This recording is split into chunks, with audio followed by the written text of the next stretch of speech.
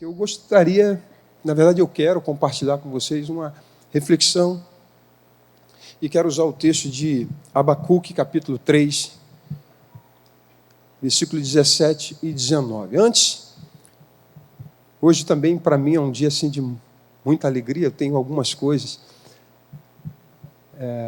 que vocês vão estar sabendo, cientes, que de fato para mim é um dia de festa. Primeiro também meu sobrinho, meu sobrinho não, meu neto está aqui, cadê meu neto? Cadê? E com ele trouxe o meu filho e a minha nora. O meu neto trouxe, olha ele ali, está quietinho ali. Não vou mexer com ele não, porque senão eles estão de volta de Vitória da Conquista, estão vinculados aos irmãos da Zona Norte, mas voltarem em definitivo até que o Senhor queira outro propósito para a vida deles. Eles ficaram um tempo lá em Vitória da Conquista servindo aos irmãos de lá e voltaram, né, e hoje nos deram a honra e o privilégio de estarem aqui conosco. Bem, vamos lá, Abacuque, capítulo 3, versículo 17 ao 19.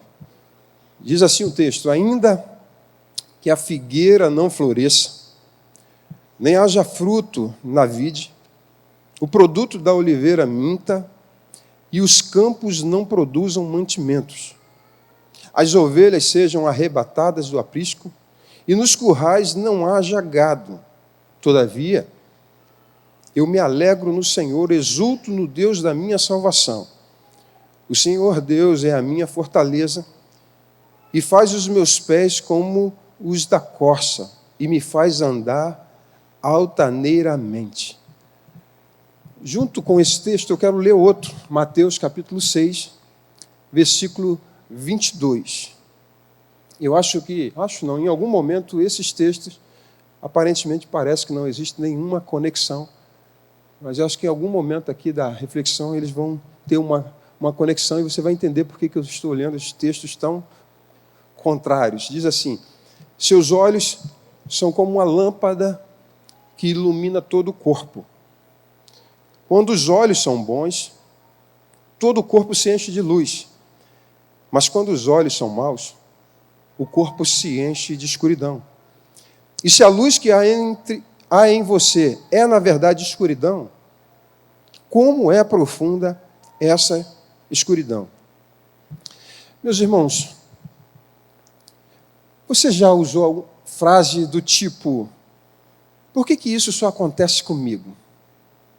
Já usou frases assim? Tipo, nada é tão ruim que não possa piorar. Isso não tem jeito.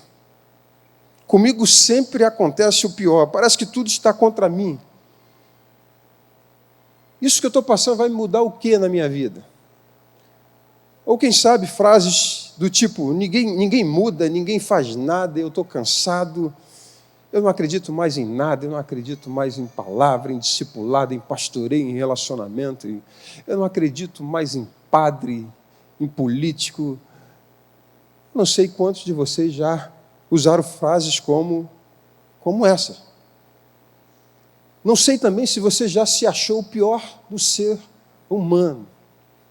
Como nada parece que dá certo, nada que funciona, e de repente você se acha a pior das espécies. Está para baixo, pessimista. Como você vê a vida? Como você a enxerga? Qual é a sua percepção? Deixa eu começar essa reflexão dizendo uma coisa bem simples para vocês. A forma como nós vemos as coisas nos afeta tremendamente. Basta você lembrar de algumas dessas frases que eu citei, dependendo de como você vê, você é afetado na sua vida. Seja um olhar bom, ou seja um olhar mau, isso afeta a sua vida. Olhos bons, se os teus olhos forem bons, todo o teu corpo se encherá de luz. Por outro lado, quando os seus olhos são maus, o corpo se enche de escuridão.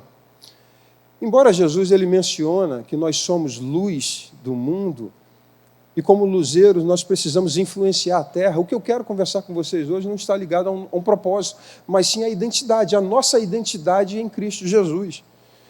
Se eu não tenho dúvida acerca da minha identidade, se eu consigo enxergar bem, se eu tenho a percepção de quem sou em Cristo Jesus, isso irá determinar, isso irá definir o valor, a importância de como eu enxergo todas as coisas. Logo, se eu consigo saber de verdade qual a minha identidade, tudo muda. Tudo muda se os seus olhos forem bons. Muda a forma de olhar os outros, muda a forma de olhar para você mesmo. Muda a forma de você olhar para as circunstâncias. Sobretudo, muda a forma de você olhar para Deus, se os seus olhos forem bons. E Abacuque, foi o texto que eu li, viveu uma época de grandes incertezas morais e espirituais. Israel, na verdade, Judá, havia sido dominado pelos caldeus, estavam ali, escravizados. Então, quando Abacuque faz algumas perguntas ali, é porque de fato havia um caos. E ele estava assim, cheio de questionamento. A crise social abalava a sociedade do seu tempo. Ele, então, nos oferece a jornada espiritual de um homem que ele vai da dúvida à adoração, da incerteza à fé, da angústia à segurança em Deus. Ele começa escrevendo seu livro cheio de dúvidas, cheio de questionamento. E no final, dentro do processo, Deus se revela e fala, conversa com ele, e aí ele muda o cenário, não muda o cenário, mas ele muda a perspectiva, a sua visão e o seu entendimento, e os seus olhos têm outra percepção de tudo aquilo. Tudo leva a crer que Abacuque era um homem imbuído de um grande senso de justiça, e que, por conta disso, não ignorava dele olhar o cenário. Nós, por exemplo, estamos vivendo um cenário muito caótico, politicamente falando e, sobretudo, moral. Então, não tem como, nesse cenário, nós não termos uma crítica acerca de toda essa situação. A grande questão é como a gente vai reagir a isso tudo. Quando a gente lê, eu vou ler um texto aqui para vocês, em Abacuque, capítulo 1, já mostra que o que ele queria de fato, e ele fez esse questionamento a Deus, que a justiça dele fosse feita. E muitas vezes é difícil você ter essa expectativa de que a justiça de Deus seja feita. E aí a gente não espera, a gente não avalia. E aí é papum. Se a coisa está assim, então vamos lá, vamos resolver. E se não é Deus, se Deus não está fazendo nada, por que as pessoas também não fazem nada? Por que as pessoas não têm atitudes? Bem, e principalmente quando em sua concepção, Deus, em alguns momentos, ele parece distante. Uma pessoa assim tende a olhar para os homens e responsabilizá-los. E não somente isso, mas dirige um clamor de justiça ao Senhor. O problema é que nem sempre esse clamor é um clamor que vem do coração de Deus, mas é um clamor nosso. Que não é errado clamarmos pela justiça.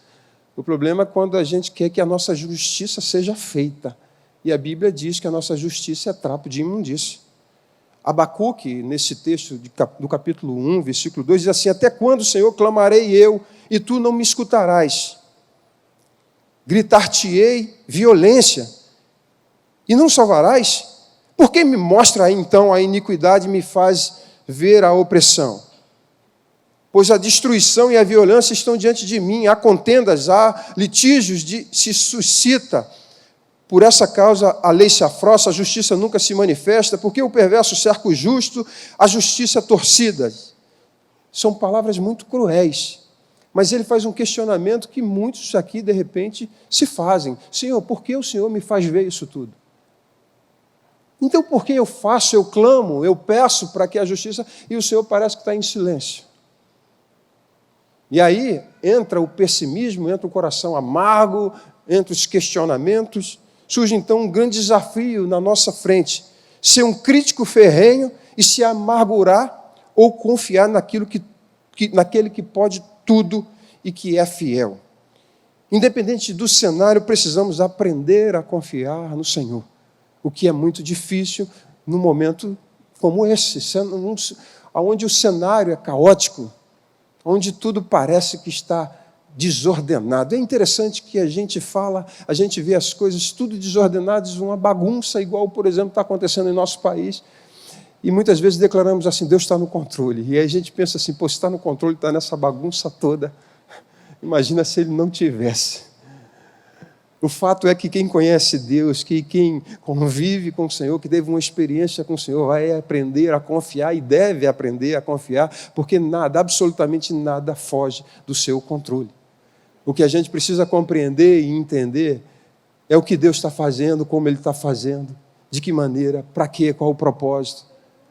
E isso precisa, de fato, de descansar nele, confiar nele, ter uma relação de intimidade para aprender que, apesar das circunstâncias adversas, apesar do cenário caótico, ele não sai do controle de absolutamente nada. E eu quero falar para você que vive assim, pessimista, ou quem sabe alguém que é corroído por uma justiça própria, ou quem sabe você que já perdeu a esperança, está muito perto também de afundar na fé. Por esse motivo, a amargura, de certa maneira, te assedia ou já tomou conta do teu coração. É claro que a gente não vai ter tempo de alongar isso aqui, mas quando eu paro para pensar nisso aqui, eu lembro de Hebreus 11. O cenário da carta escrita aos hebreus, os judeus convertidos, que no início da sua jornada, eles largaram e abdicaram tudo por causa do nome do Senhor. Tinham até os seus bens para serem arrancados deles e eles estavam ali firmes. Com o passar do tempo, as pressões, as perseguições vieram destruindo a fé, destruindo essas pessoas, os irmãos que tinham, e eles não aguentaram a pressão, e aí começaram a voltar a praticar a lei. E o Senhor levanta alguém para escrever, dizendo o seguinte, olha, se você voltar atrás, a minha alma não tem prazer. Vocês abdicaram, abriram mão de tudo isso, que eram sombra, e agora estão querendo retomar a caminhada de vocês naquilo que era obsoleto, que era apenas sombra. E aí o autor, ele vai animando e mostrando quem era Cristo. E ele vai explanando Jesus no Velho Testamento, vai mostrando que o Velho Testamento ali era a figura do Novo, e agora ele estava ali. Mas um grande problema e a grande questão foi quando ele escreve Hebreus 11. Porque ele vem falando, você pode sofrer perseguições, você pode sofrer isso, aquilo, outro, mas se você perder a fé, acabou. E aí ele pontua e diz assim, a fé é isso. E aí ele faz menção de vários heróis da fé na perspectiva de impulsionar os irmãos em Cristo para não perder a fé. Porque uma vez que a gente perde a fé, acabou. Não resta mais esperança, perspectiva, acaba tudo. Até porque, e é um texto, no texto de Abacuque fala sobre isso, que o justo vive por fé. Logo, o que nos mantém, o que nos impulsiona, que nos faz viver é a nossa fé em Cristo Jesus. Se a gente perde a esperança, perde toda a perspectiva em Deus, acabou.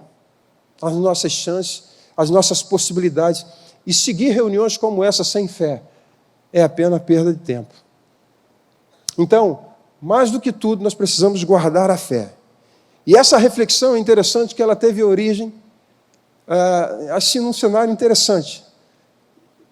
Minha esposa estava pastoreando uma pessoa, e essa pessoa, só que nós iríamos orar por ela, e ela não estava muito bem, muito pessimista. E ela abriu o coração muito negativa.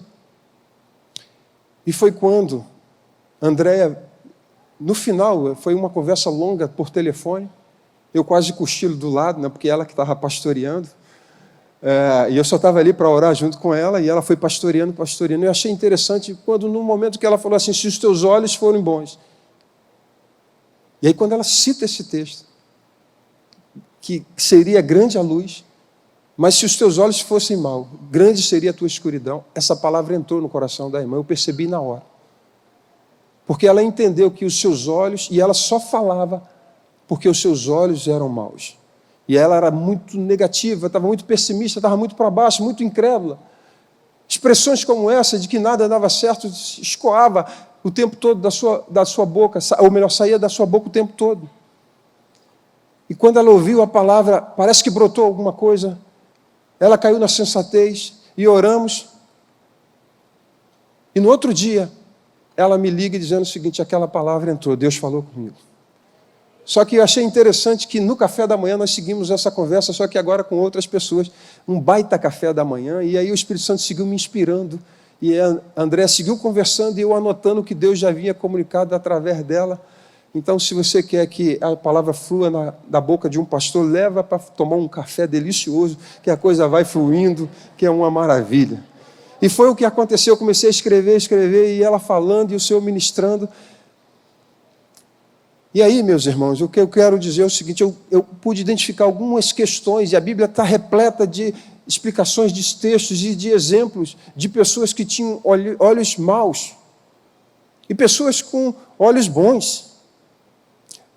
Dependendo da forma como você vê a situação, você vai viver em função disso.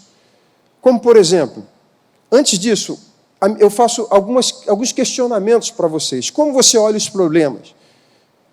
Oportunidade ou empecilhos?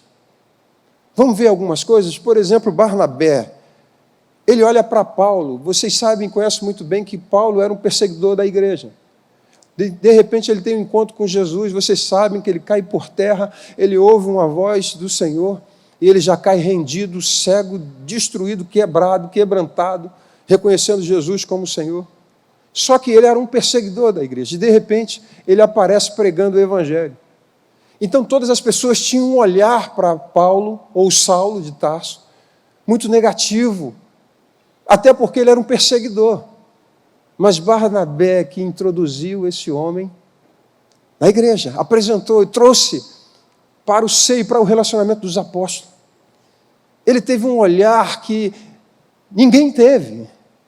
E Paulo, agora Saulo, se tornou Paulo, e vocês conhecem muito bem. Por que isso? Porque alguém ousou ver de uma maneira diferente. Teve um olhar bom. Os espias, por exemplo, Deus enviou 12 espias para espiar a terra prometida. E eles lá encontraram muita coisa boa, mas encontraram gigantes. E eles voltaram trazendo um relatório, e 2 deles tiveram um olhar bom para todas as situações. E 10, um olhar pessimista. Um olhar que desestimula. E eles diziam o seguinte: nós somos como gafanhotos para esses homens, lá eles são gigantes. E é interessante que, como espias, tudo leva a crer que eles não foram vistos, porque senão eles seriam mortos, eles estavam escondidos, infiltrados para espiar a terra. Então, quando eles olharam os gigantes, o olhar deles era como se eles estivessem olhando com o olhar dos gigantes. Eles são como gafanhotos. Eles se viam como gafanhotos porque se colocaram no olhar dos gigantes. Já aqueles 2, Josué e Caleb, falaram o seguinte: eles serão como pães, nós iremos devorá-los, vamos nos alimentar deles. Até porque Deus havia dito: vocês vão tomar e possuir a terra. Havia uma palavra, havia uma ordenança do Senhor. Eles preferiram crer naquilo que eles viram do que aquilo que saiu da boca de Deus. Dependendo de como você vê, isso vai reger a tua vida, vai direcionar a sua postura e suas atitudes. E eu posso citar mais coisas. Esses mesmos gigantes que frustraram os planos ali daqueles homens, daqueles 2 homens. Davi tem um encontro com um gigante. E na perspectiva humana, as pessoas podem olhar para aquele gigante e falar assim: é grande demais para eu derrubar. Davi olhou para ele e falou assim: é grande demais para eu errar. Não tem como, um cara de 3 metros e tal, não tem como eu errar. Essa perspectiva muda tudo, e foi o que ele fez. Partiu para dentro, derruba o gigante, corta a cabeça, porque ele estava no poder de Deus, na direção do Senhor. Não foi simplesmente um jovem cheio de arrogância ou de soberba que resolveu encarar, mas ele sabia em que ele tinha crido, que ele havia crido, e sabia que o Senhor havia livrado esse jovem de um leão e já de um urso. Consequentemente, ele caiu para dentro de um gigante. Eu posso citar também um cego de Jericó, que gritando, pedindo misericórdia, para algumas pessoas era empecilho. Cala, está atrapalhando. Mas Jesus viu a oportunidade de glorificar o nome do Senhor, do Pai, ali, e de se revelar para aqueles homens com o poder que havia nele. Ele curou leprosos, que para algumas pessoas eram empecilho, que tocar no leproso se tornava impuro. E Jesus não só curou o corpo, mas curou a alma daquele homem, daquela mulher do fluxo de sangue, que há 12 anos sofria com a hemorragia. Enquanto as pessoas não podiam tocar e se afastavam de gente desse tipo, Jesus viu a oportunidade de transformar vidas, de restaurar pessoas, de tocar e sarar a alma dessas pessoas. E aí, nós temos outra mulher pega em adultério, para alguns era simplesmente a oportunidade de apedrejá-la e servir de exemplo ou de mau exemplo. Mas para Jesus foi o motivo de ensinar o que era perdão, o que era graça, o que era misericórdia. Jesus olha para um gadareno e as pessoas se afastam, correm de medo. E ele viu a oportunidade de libertar o gadareno e levá-lo a 10 cidades para que o evangelho fosse pregado. O que eu poderia dizer à mulher samaritana? Que outrora os discípulos pedem para que fogo descesse do céu, para que consumissem eles, porque eles não permitiram a entrada deles lá. Jesus se viu naquela condição, com aquela mulher, para poder se revelar para ela, para que ela mesma pudesse introduzi-los dentro da cidade, e ficou ali por alguns dias, se revelando e mostrando uma questão. Para algumas pessoas, situações como essa podem ser oportunidade, para outras pode ser empecilho, dependendo de como você vê. Isso vai reger a tua vida. Quantos de vocês estão me entendendo? Diga amém. E o que eu poderia dizer ainda, lembrei de Breno, que recentemente ministrou aqui, no encontro de jovens, no retiro de jovens, e ele citou uma coisa interessante, que de certa maneira eu me apropriei. Que ele disse assim: Paulo indo em direção a Roma, preso no navio, Jonas também, no mesmo mar, em épocas diferentes, estava solto, mas naquele mesmo mar. Um estava preso, tentando chegar ao seu destino, para que o evangelho pudesse chegar lá. O outro, no mesmo mar, estava solto, se escondeu e queria fugir para não pregar o evangelho para aquele povo que eram os caldeus. Dependendo de como você vê, como está o teu coração, você vai se mover e vai se direcionar baseado nisso. Como é o seu olhar? Provérbios capítulo 23, versículo 7 diz o seguinte: como imagina em sua alma, assim o homem é. O conceito que você tem de si mesmo, a maneira como você se enxerga, determina não só o natural e o seu emocional, mas até mesmo o espiritual. Como imagina a sua alma, assim o homem é. E eu insisto com vocês mais uma vez. Como você olha as coisas, as circunstâncias, as pessoas, as adversidades? Meus irmãos, a alma, muitas pessoas estão doentes dela. E o problema não é físico. O problema é na alma. A alma é a sede das emoções, dos sentimentos, da vontade. E a percepção que temos do mundo exterior vem através dos 5 sentidos. A visão é um deles. Como seus olhos enxergam as coisas, vai trazer o diagnóstico da sua alma. É por isso que o Senhor fala que a boca fala do que o coração está cheio. Quando você só enxerga e vê coisas ruins e não vê perspectiva nenhuma em nada, é porque a sua alma está doente. A percepção da sua alma está assim, para baixo.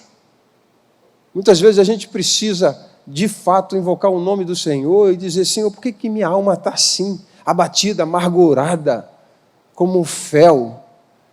Pessoas que vivem de uma maneira ácida, nada está bom.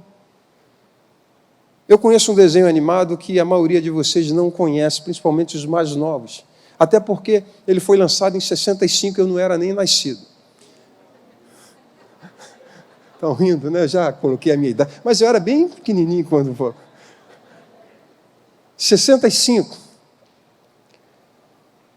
Era Lipe o leão e Hard, a hiena. Eu já vi que o cara riu ali, já não saía da frente da televisão. E era interessante, porque era uma hiena, e tudo estava ruim para ela. Ó vida, ó céus, ó azar. Isso não vai dar certo. Tudo que o leão, que era otimista, fazia, o cara dava o contrário. Essa hiena chorona, reclamando, pessimista. Assim, algumas pessoas vivem como essa hiena. Hard talvez seja o nome de algumas pessoas aqui, o codinome. Se os teus olhos forem bons. Às vezes você tem olhos doentes para si próprio. Eu não sei, eu não consigo, eu não posso. De certa maneira, isso é verdade, isso está correto. Mas não pode ser desculpa para não seguir adiante, porque é uma visão diferente. Eu posso dizer, eu não posso, eu não sei, eu não consigo, mas ao mesmo tempo eu posso dizer, eu posso todas as coisas naquele que me fortalece. Se por um lado você pode olhar a sua pequenez, reconhecer a sua limitação, por outro lado você pode conhecer, e você precisa entender a sua identidade, que a gente está falando sobre isso, de que você é um filho de Deus, e que Ele tem te capacitado, Ele tem enchido de graça, de sabedoria dEle, para que você possa discernir, entender, compreender e seguir adiante. Amém, meus irmãos? Eu olho para o mar, algumas pessoas, de verdade, nunca vão andar sobre as águas. E aí eu não estou dizendo aqui, achando que é fácil, não, eu também nunca andei sobre as águas. Eu não tenho essa fé. Mas o fato é que enquanto Pedro olhou para Jesus, ele andou por sobre as águas. Quando ele olhou para as circunstâncias, para o vento forte, vocês sabem bem disso, ele começou a afundar. Mas é uma coisa que é interessante, que eu aprendi com um irmão, que acho que vale muito a pena para todos nós. Tem um determinado momento da nossa vida que a gente tem que tirar os pés do barco e andar sobre as águas, confiando nele. E algumas decisões nós precisamos tomar em Deus, saber de que Ele está nos sustentando. Temos que colocar os nossos olhos fitos no Senhor. Amém, meus irmãos? Como está a sua visão, o seu olhar? Sua visão está no passado, naquilo que a pessoa fez a você? Mas não se inteira de que ela já mudou, foi transformada. Seu marido e também sua esposa já mudaram. Tira essa visão antiga. E é interessante que isso nos assedia sempre. Muitas vezes, de coisas que nós já superamos. Olhamos para as pessoas que já mudaram e ainda carregamos aquelas questões anteriores e acusamos. E fazemos isso de uma maneira cruel. Porque o nosso olhar está lá no passado, e quando declaramos isso, é o nosso coração, é a nossa alma que está doente. E aí a gente precisa seguir crendo naquilo que o Senhor falou, naquilo que a gente mudou. E de vez em quando, nós somos assediados por esses pensamentos, por esse olhar ruim, e cometemos pecado, erramos. Eu não sei quantos de vocês já foram abordados por esse tipo de atitude. Eu sim. Se escandaliza por tudo, se segue olhando para Jesus, e algumas pessoas conseguem ver Jesus simplesmente sangrando no madeiro, ou Jesus preso, ou um Jesus na sepultura, mas não consegue ver e ter um olhar de Jesus ressurreto, e que sua morte, a sua prisão, a morte no Calvário, não era um Cristo derrotado, mas um Deus cumprindo o seu propósito. Quantas pessoas olham para Jesus e viram ali naquela época, viram Jesus um derrotado. Você vê no caminho de Emaús, em Lucas fala sobre isso, de que dois discípulos estavam seguindo a caminho de Jerusalém, e Jesus se aproxima deles, e vocês devem conhecer e lembrar do diálogo deles, e eles falam assim: nós achávamos que ele era o Salvador de Israel. Se frustraram, viram em Jesus um homem derrotado. Daí o fato de que Jesus ter dito várias vezes que importava que ele fosse preso, fosse morto, mas ao terceiro dia ele iria ressuscitar. Ele disse isso, precisavam ter crido nisso. Mas infelizmente os seus olhos não estavam iluminados, porque a alma estava cega. Não foram iluminados com os olhos espirituais. Aquela oração que Paulo faz aos Efésios, ele diz assim: que os seus olhos sejam iluminados, revelados. E é por isso que muitas pessoas estão assim, cegas, não conseguem visualizar Jesus dessa maneira, cheio de poder e glória, mas continua vendo um Jesus fragilizado, morto, sepultado, que talvez nunca tenha ressuscitado para algumas pessoas. Quando nós, na verdade, cantamos aqui que Ele vive, que Ele reina, e que Ele tem todo o poder, e que todos os reinos se prostrarão, e toda língua há de confessar que Jesus é o Senhor. Esse é o nosso Deus que a gente segue, mas às vezes as pessoas não têm essa visão, esse entendimento na sua alma, no seu espírito, de que Jesus está vivo. O que muitas vezes achamos que a derrota é o início de um grande projeto. Quando você olha para Jesus e vê que quando Ele morre, para algumas pessoas podem até para o diabo dizer, eu venci. Mas a Bíblia declara que no momento que Ele morreu e ressuscitou, Ele nos deu a oportunidade de termos a vida e vida em abundância. Os nossos pecados foram perdoados pela morte e ressurreição de Cristo. Foi na cruz do Calvário que Ele despojou Satanás. Quando a gente olha e vê quem éramos, e a graça de Deus nos alcançou, e que Satanás muitas vezes tenta nos acusar do estilo de vida que vivíamos antes. Essa aparente derrota de Jesus, pelo contrário, quando ela é vista da maneira correta, vai nos projetar para entender que nós fomos perdoados, lavados, enxaguados pelo sangue de Jesus. Então, na verdade, a morte de Cristo não foi uma derrota, pelo contrário. Para aqueles que têm a visão correta, coerente, vai entender que se nós estamos hoje como uma família, foi porque Ele vive, porque Ele morreu e vive e reina para todo sempre. Tendo um olhar diferente, você olha para o mundo e vê como um mundo perdido, e é verdade, mas você pode olhar para o mundo e ser um bote salva-vidas.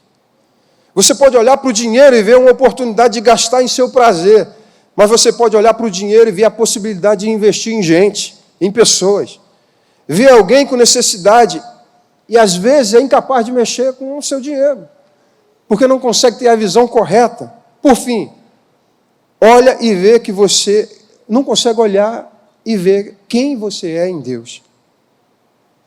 E a forma como você vê determina a sua fé.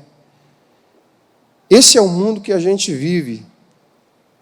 Se a gente não olhar, tendo um olhar diferente daquele que se apresenta, a gente vai achar que, de fato, as pessoas não têm solução. Mas nós sabemos que existe solução para o homem. Então nós precisamos olhar para as pessoas e ver que existe esperança. Deixa eu falar uma miséria da minha alma. Bem feito, você veio hoje, Caio, então você utilizar como exemplo.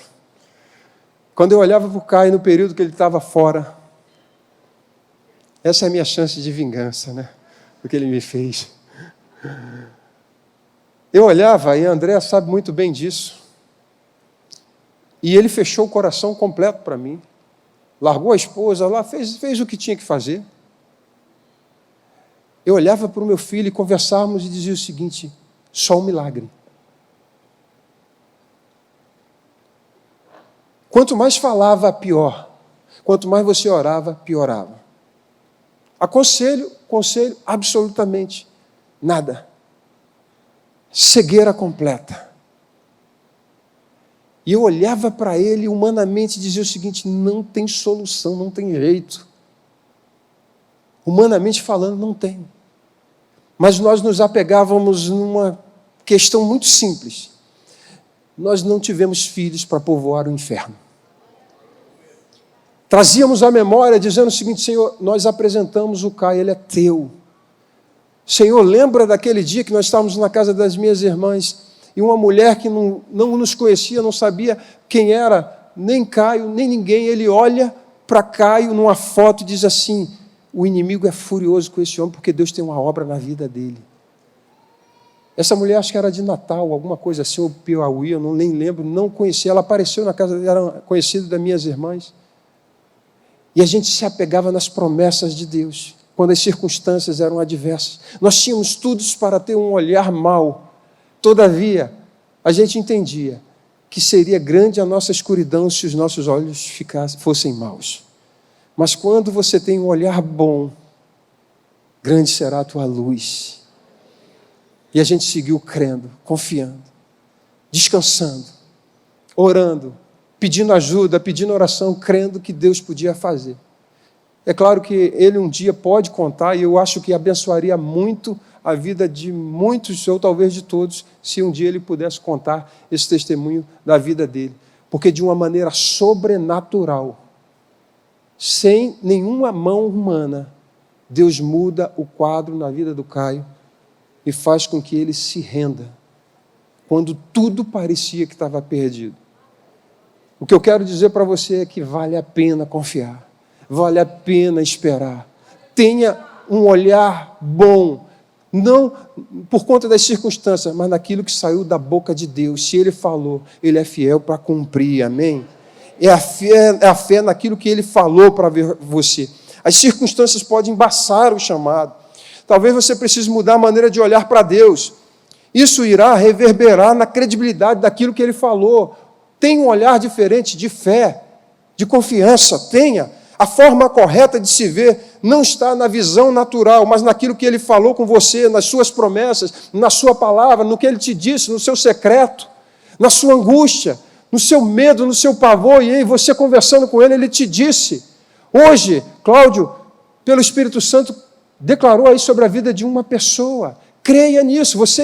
Essa mulher que ele falou, que ele citou, que o Espírito Santo tocou aqui, foi a oportunidade de Deus falar com ela.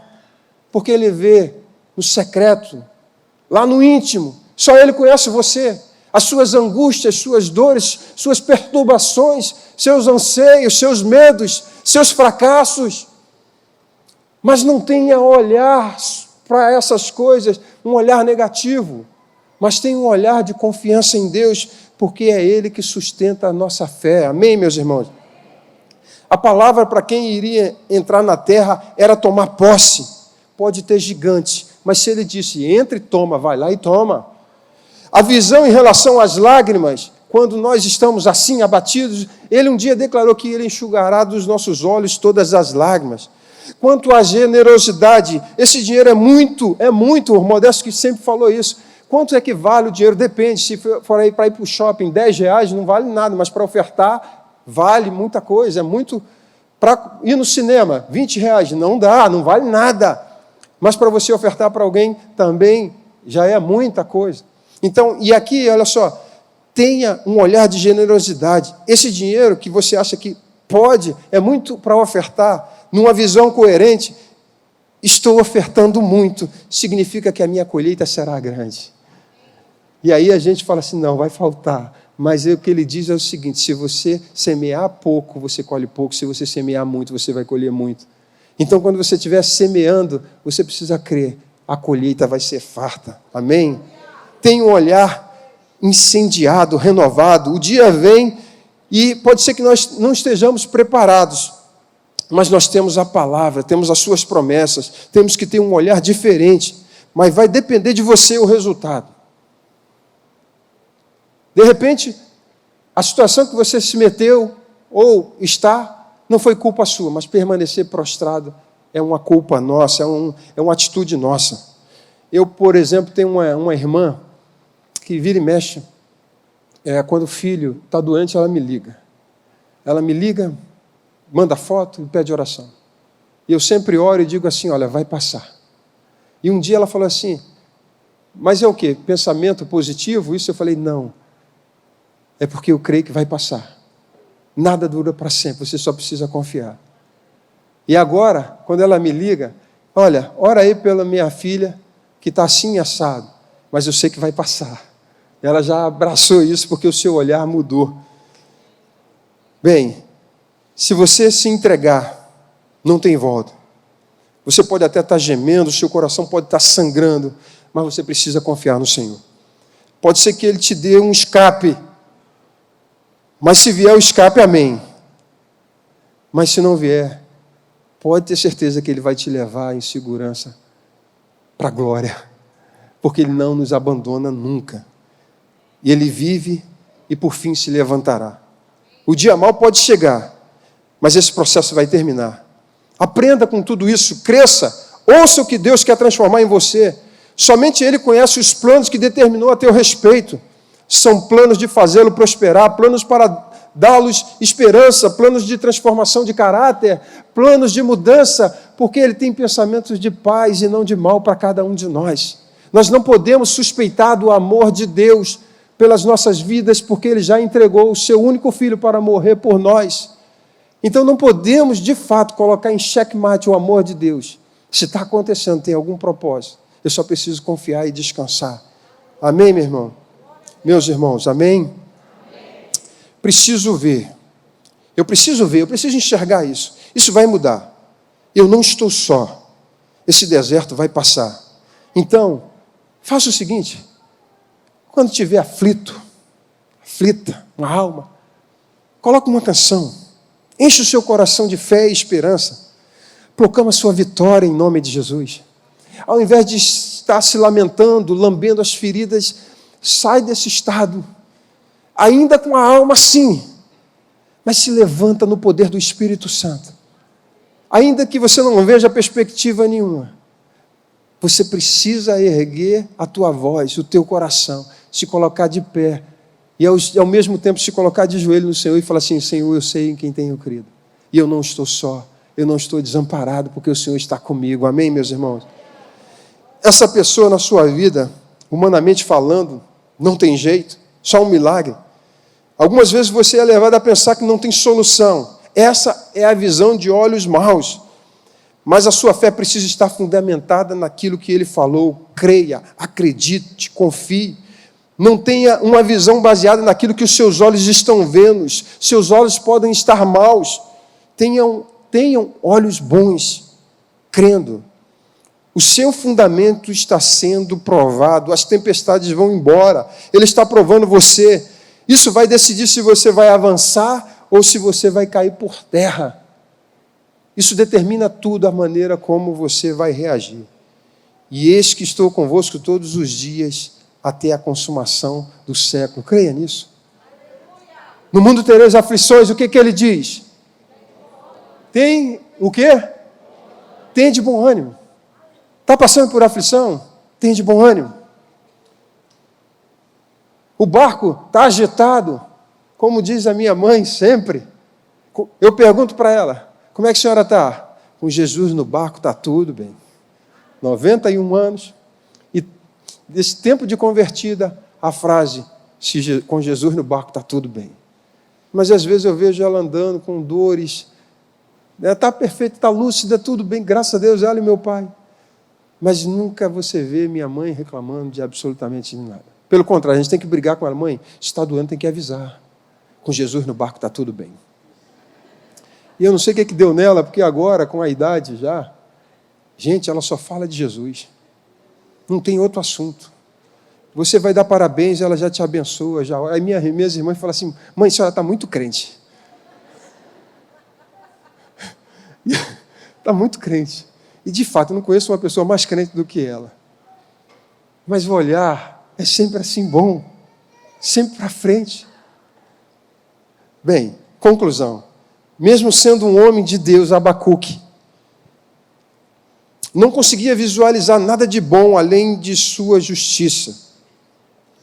Desse jeito, a sua fé começa a se sentir ameaçada. Foi o texto que eu li. Aliás, eu estou voltando a falar um pouco de Abacuque, e a gente vai chegar no texto que eu li. E a sensação que muitas vezes se tem é que Deus não faz nada, que Ele foi embora, que as pessoas são indiferentes e as pessoas responsáveis não fazem absolutamente nada. E você vê aí em Abacuque capítulo 1, versículo 2, a frase dele: Senhor, por que você me mostra isso? Por que o Senhor me faz ver isso? Algumas pessoas conseguem ter uma visão. Eu sou um cara meio desligado. Alguns vão dizer assim: tu é totalmente desligado. Ao ponto de já de esquecer o nome do filho no grupo caseiro, mas isso é uma coisa, um detalhe da vida. Bem, mas já minha esposa, ela consegue enxergar tudo, ver tudo. Ela chega aqui, consegue ter uma visão que muitas mulheres têm, e homem não. E às vezes eu pergunto assim: tu conseguiu ver isso tudo? É assim. E às vezes você está conversando com um homem assim, conversa, só sabe se identificar ali, aquele ponto. A mulher está conversando aqui, ela já está ouvindo umas 3 conversas ali. E é impressionante que ela vai lá, interfere lá e volta no mesmo ponto aqui. Mas eu não tenho essa percepção. Mas tem coisas que eu acho que é interessante que Deus nos faz ver. Mas por que Ele nos faz ver? Para a gente reclamar? Para a gente ser pessimista? Ou para se colocar como instrumento de transformação e de mudança?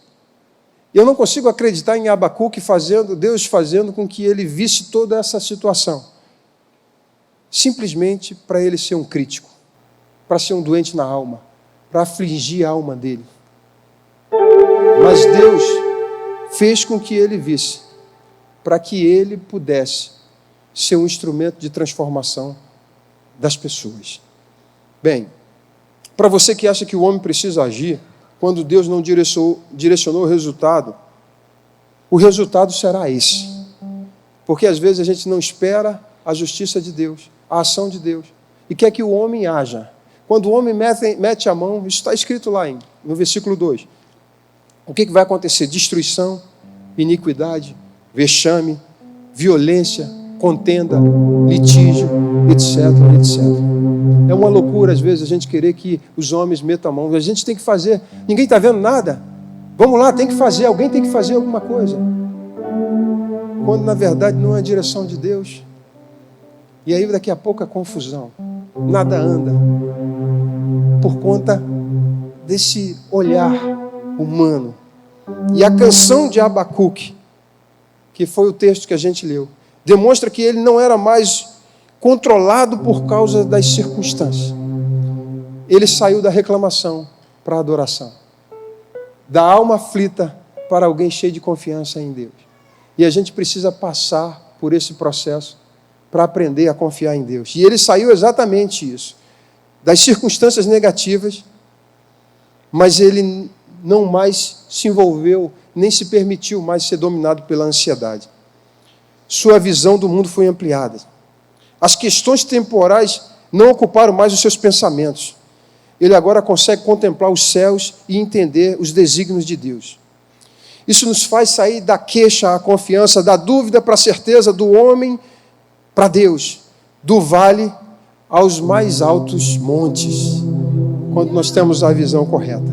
E aí, Abacuque disse o seguinte: quando Deus precisa muitas vezes nos relembrar de um texto.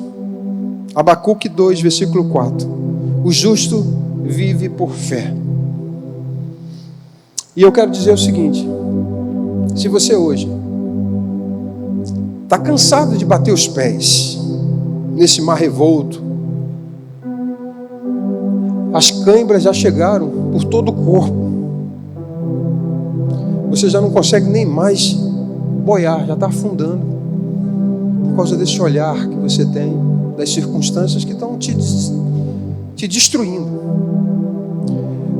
Eu quero te desafiar você a usar os últimos recursos para você apoiar a sua fé em Cristo Jesus. Tira a tua fé do homem, tira a tua fé das circunstâncias e se volta, porque o justo vive pela fé.